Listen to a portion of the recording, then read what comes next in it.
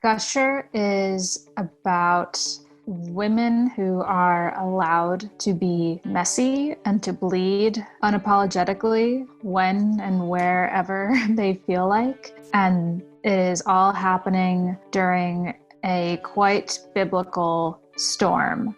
The inspiration for this play came out of my love of horror movies, how the gore and the blood of it all is often like really misunderstood and like it's messy. I can't stop bleeding. That's what happens when people get their periods. Not like this. I'm truly having the worst period of my life. It's not just the bad cramps.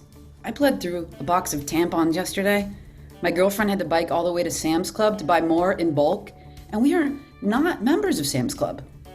But all of the nearby drugstores are mysteriously out of feminine products.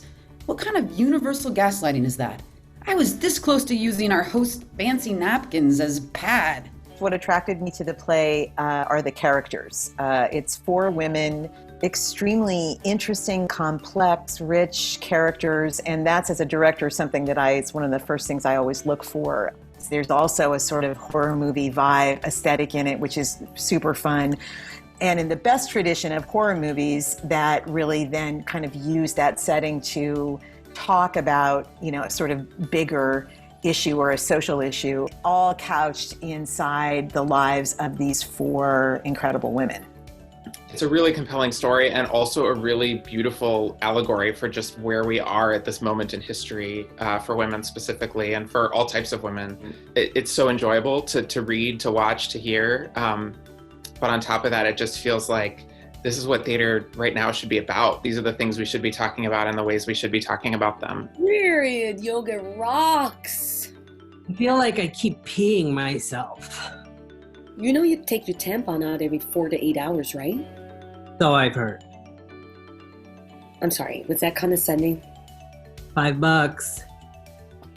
Have you sneezed yet? Do periods cause sneezing? No, but when you sneeze while you're on your period, it's like a mini geyser. Awesome.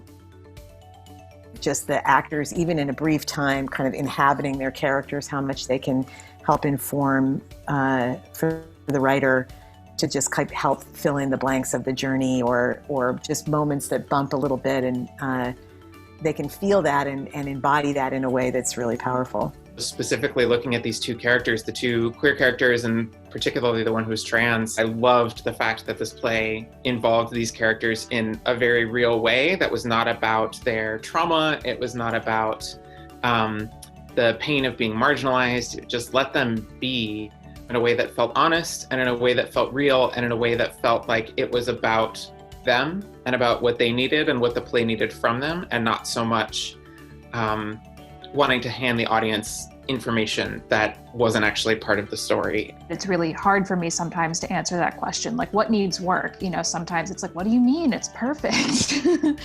And it's scary to do like really heavy lifting. And I'm just amazed at like what came out of 4 days. It was like, get deeper, get messier, like go for the eyes, like I feel like I was kind of playing it almost safe and tame. It's like, okay, like the storm is scary, but it's like a baby storm.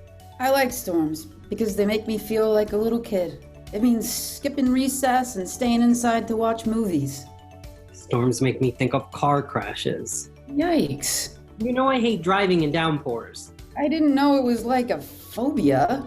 I once had a panic attack while sitting in traffic in the middle of a torrential downpour because you can't see anything on the other side of you, even with the windshield wipers on. So you don't know if there's a car that's lost control and swerving towards you.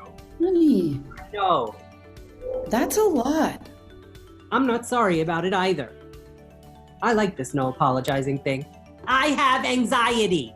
I have irrational fears about the world and the people I love. And I'm not sorry that that's the way the goddess made me. Obviously, so much about the situation with the pandemic and quarantine is awful and not things we would ever choose. There are gifts from it as well.